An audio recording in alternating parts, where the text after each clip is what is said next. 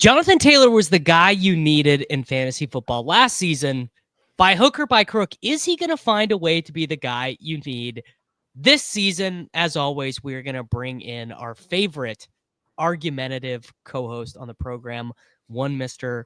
Buck. You are pro Jonathan Taylor. You are just lapping up Jonathan Taylor in the second round of underdog best ball drafts. Like quite literally lapping him up. I think I got to like 22% in the big board, which is a lot for me for someone for a second rounder. But basically, I believe JT is an elite running back. And I think if his name was Saquon Barkley, Bijan Robinson, or Jahmyr Gibbs, he'd probably be going around earlier. It's one of those. You know, his name is Jonathan Taylor. We haven't had a good Jonathan running back since like Jonathan Edwards. He's lost all the tool, or he has all the tools. He hits the hole so hard, your mom and dad will both love it. He can catch passes. He can break the long TD from anywhere on the field. He displays these skills on a regular basis. We love this guy. He was 5th in RB fantasy points per game last year on a Colts team that had no identity. Flacco started 8 games. A-Rich started 11 games. They basically had the same amount of yards, and the team sucked ass.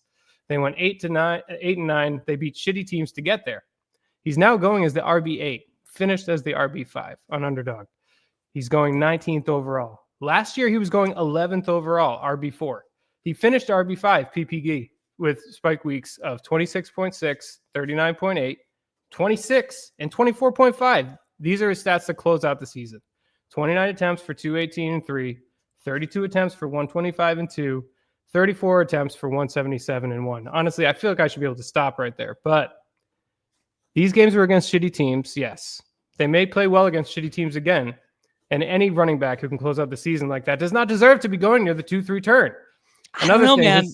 I gotta say, looking at his Pro Football Focus grades here, the issue with guys like Jonathan Taylor, the issue with guys like Saquon Barkley, this is actually not fair to put Taylor and Barkley in the same bucket, because the thing that Barkley is so great at, he actually doesn't get to do in Philadelphia. The thing that offered so much promise for Barkley was that he was going to be this great pass-catching running back. Yes, he was going to do the explosives. Yes, he was going to be awesome between the tackles, but he was also going to kind of be a Marshall Faulk style-esque receiver. He doesn't get to do that in Philadelphia. And part of the reason why Barkley was available at the 2-3 turn in 2024 drafts was because of the quarterback that he played with, Daniel Jones. I'm starting to see a correlation here between Jonathan Taylor in 2025 and Saquon Barkley in prior years. Jonathan Taylor, it took him until Jonathan Taylor actually had 0 PFF grades above 80 as a rusher, which I think if you told a layperson that, they absolutely would not believe you. Another one of the interesting things is that, yeah, he was super efficient last season, but it was actually his worst season in terms of missed tackles force per carry, his worst season in terms of yards after contact average. And I think a big explanatory variable for that, why do we have so many 21 for 88, 13 for 48, 24 for 57 against the Jets? I actually don't think it's Jonathan Taylor's fault. I think it is the offensive context that he is placed in. Sadly, I don't see an upgrade. Well, hold on. That's where we dissent. That's where we differ, because his team is now signaling to the high heavens that they want to run the absolute fuck out of the ball. They don't care at all if it's Wingus or it's Dingus back there behind the line. You know, if it's Jones or if it's Richardson, it doesn't matter. The Colts offensive line is just decent overall, but they're a top 10 run blocking unit. And I think that they'll probably be another top 10 run blocking unit with Jones out there, because threatening to run is always something that helps. I mean, A-Rich was a disaster. They wanted to run the offense that they're going to run with Jones, with Richardson last year, but Richardson was tired and checked himself out. I mean, you know. Indianapolis Colts, in terms of run blocking grade as a team, they were 4th in the National Football League. Actually, the exact same run blocking grade as the Philadelphia Eagles. Well, pretty good, but not great for Mr. Taylor to have received that run blocking. And I mean, I think we have sort of reimagined the Jonathan Taylor season from last year because he was so good to end the season. You were pretty frustrated as a big Jonathan Taylor drafter. The big thing is Jonathan Taylor has missed 19 of his career games of injury, including a stint on the short-term IR last year. And I mean, this is like well-worn nerd territory at this point, but he is like actually basically a zero in the passing game. 18 receptions last season, 19 the year before. Now, is all of that his fault? Of course not. He's played with Anthony Richardson, who is not a check down style quarterback, but as our friend Crack Rock, he of the Vikings were always taking JJ McCarthy. Now, has Mr. Rock always gotten things correct? No, he's had some pretty high profile misses. As he explains in the replies to this tweet, he basically has multiple sources inside the NFL. Sometimes they're right, sometimes they're wrong. This was the same source that gave him JJ McCarthy is for sure the starter of the Vikings. So I'm inclined to think that this is probably true, that the Colts front office does I think it's true. Daniel Jones as the starter. Yeah, that's how I've been operating, honestly, since they signed him. Like, I feel like the money that they gave him is indicative of like short-term starter and like probably like just presumed starter. That's how I feel about it anyway. I mean, I am formally the world's foremost Daniel Jones hater. This year, for some reason, I'm on board. It was my whole like brand with my friend group here. Like, that guy sucks, but they're not going to ask him to be a quarterback. I don't think they're going to ask him. They're probably looking at the Eagles and being like, how can we throw 25 times a game max? Like, how can we throw 18 times a game? You know, they're just going to run. I think they're just going to run. And I feel like Daniel Jones can operate that pretty well. And honestly, I don't think he's that worse of a runner than A-Rich. I think that is probably fair. So Saquon Barkley, rookie year, 269 touches, 1,400 yards, and 8 touchdowns. Obviously, a big issue with his time in New York is that Barkley kept getting injured. This was the year Wayne Gallman led the backfield. Alfred Morris was involved. You know, not stuff that you absolutely love to see. The 2021 season was sort of the nadir. Devontae Booker was involved. 856 scrimmage yards for Barkley in 13 games, right? So not nothing. The 2022 year, you could argue, was the downfall of the New York Giants organization. It was the year Daniel Jones actually played well. They made the playoffs. 1,600 scrimmage yards and 10 touchdowns, a huge part of that. 76 targets in the passing game. That led the team in targets. Even if the Colts coaching staff tried to redo this offense, the issue with Jonathan Taylor is, I mean, he's playing with 3 good pass catchers and a first-round pick at tight end, right? Downs, Pittman, A.D. Mitchell, potentially Alec Pierce, and then, I mean, I think it's generous. It's what you said just now is generous, but go on.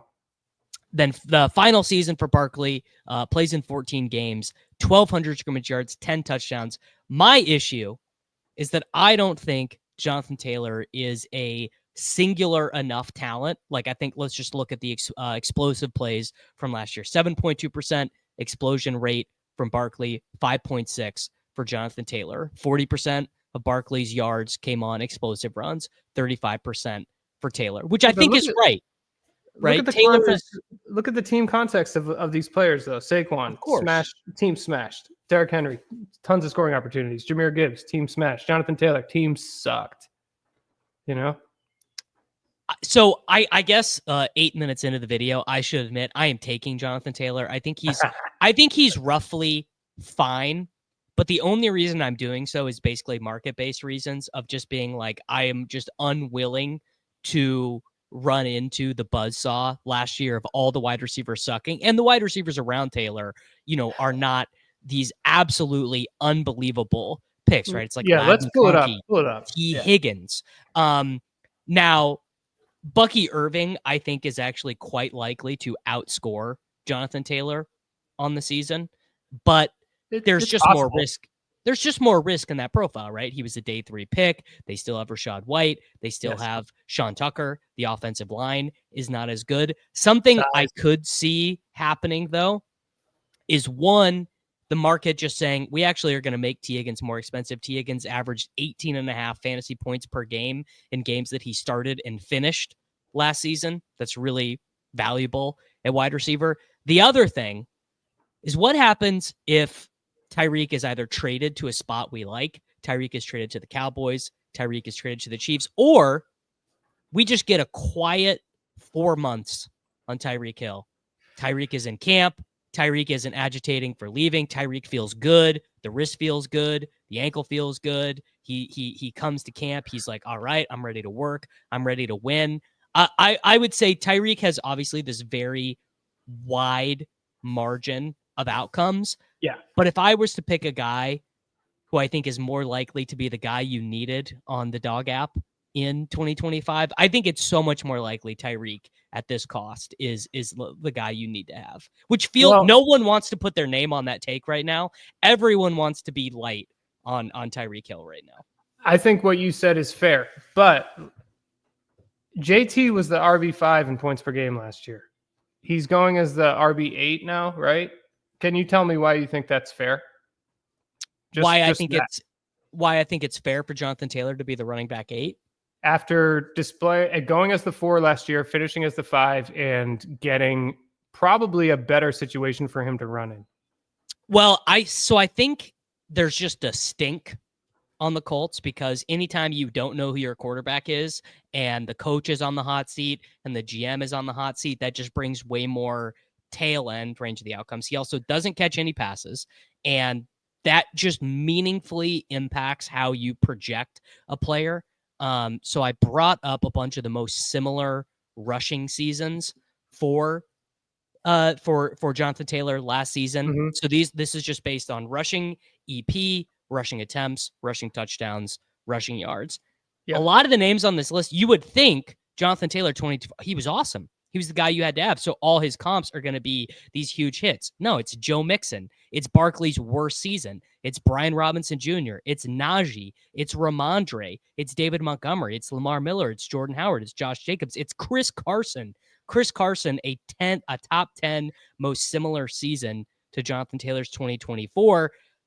All of these guys, I mean, everyone on this list, I suppose outside of Barkley, that was the high point of their fantasy football career. It was an immediate descent after that. That's why I think it's fair. I just think he's a very fragile profile. Here, go back to the ADP for a minute. I think, I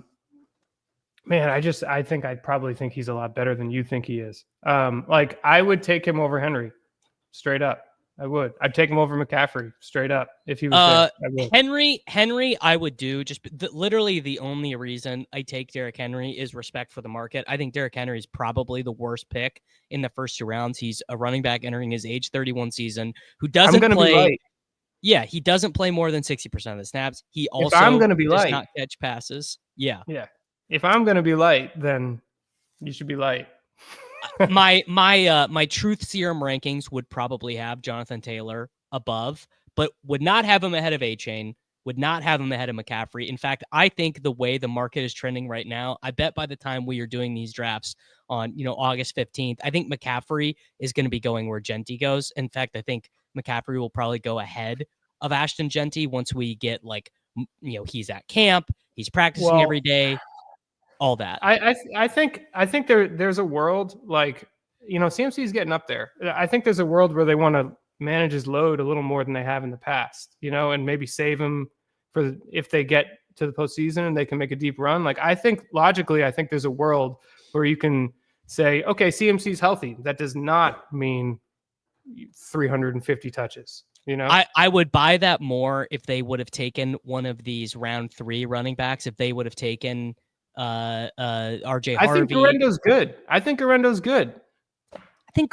is okay. I think that's a different video, but yeah, I think Garendo is fine. I guess it's kind of one of those interesting things. I would be willing to be at the market with Jonathan Taylor at a more expensive price. One of the interesting things though is the way drafts work.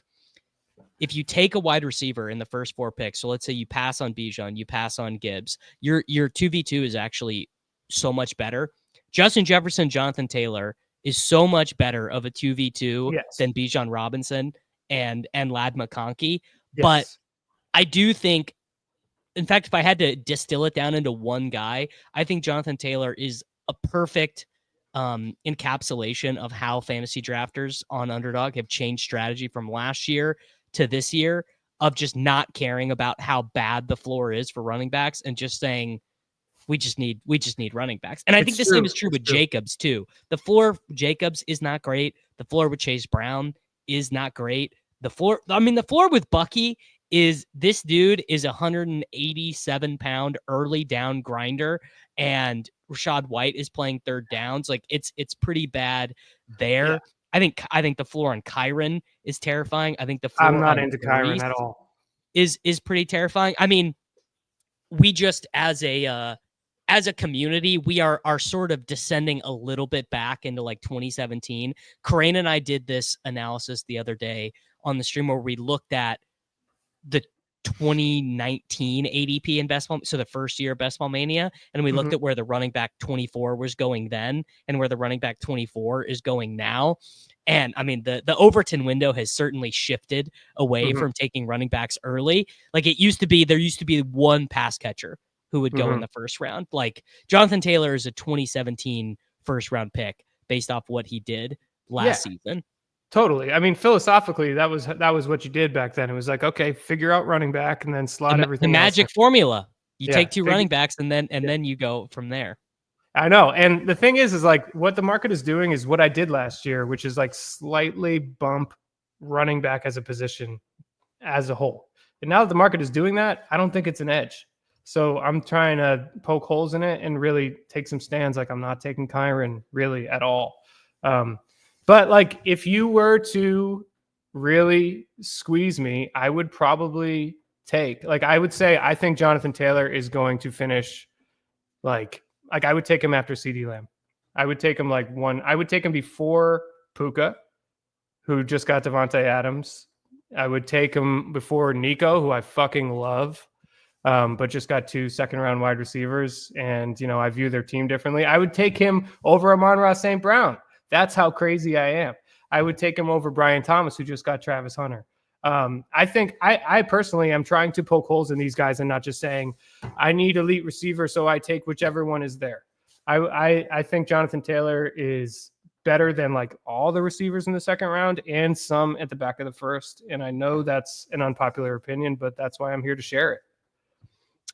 My official recommendation would be to kind of be at market with Jonathan Taylor. I think another thing is I don't expect him to get more expensive. I would be very hard for me to imagine the scenario that would play out that would make him more expensive in August than he is now. In fact, I would imagine that things probably get worse for the Colts. The reporting will get worse. The reporting will be like, oh man, Richardson, dude, he just is not locked in. The coaches really want Daniel Jones. But Daniel Jones looks like shit in training camp, and they really wish they would have gotten Flacco. But they're handing it off real good. The ball's never touching the ground. They're handing it off. They're blocking like crazy. He's hitting the seam. He just took a 70-yarder to the house in the first day of practice. Yeah, I think everyone expects the Colts to run the air out of the ball, but that's only part of the battle.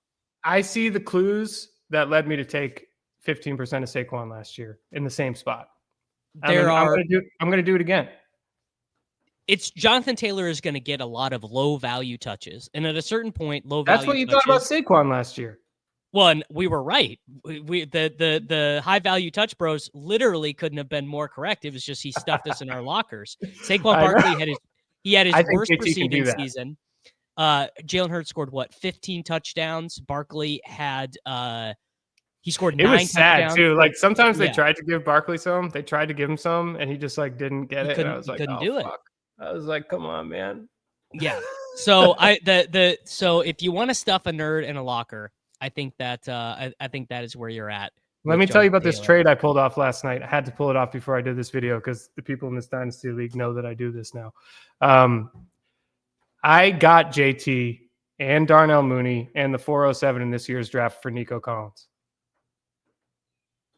That's pretty reasonable. It's funny to do this video today because in a high stakes Dynasty League, a $1,200 league on FFPC that I co-own with Mike Leone, we just traded the 107, which was Quinshon Judkins, and Isaiah Pacheco for Jonathan Taylor because we've been spinning our wheels in this league forever. We have 5 top 15 wide receivers. We have George Kittle. We have Mark Andrews. We have Jalen Hurts. We have Joe Burrow. But our best running back every year is like the worst. Just like Raheem Mostert. We have nothing. I've got Saquon Barkley, Jahmyr Gibbs, Jonathan Taylor. That's all you need, folks. There is another argumentative segment You tell us below in the comments, are you in or out on Jonathan Taylor in 2025? Like the video, subscribe to the channel. If you are not on Underdog yet, please use promo code Davis for a deposit bonus match and a free pick'em in the pick'em lobby. We will see you guys all back next week. It's Short King Summer, dude. It just feels like no one in fantasy sports ever learns anything. Does he mistime it, or is Brock Bowers just a grown man? Brock Bowers is just a grown man. Dare I say, Rich, football might be back. In the words of Lane Johnson, this offense looks constipated. It's Short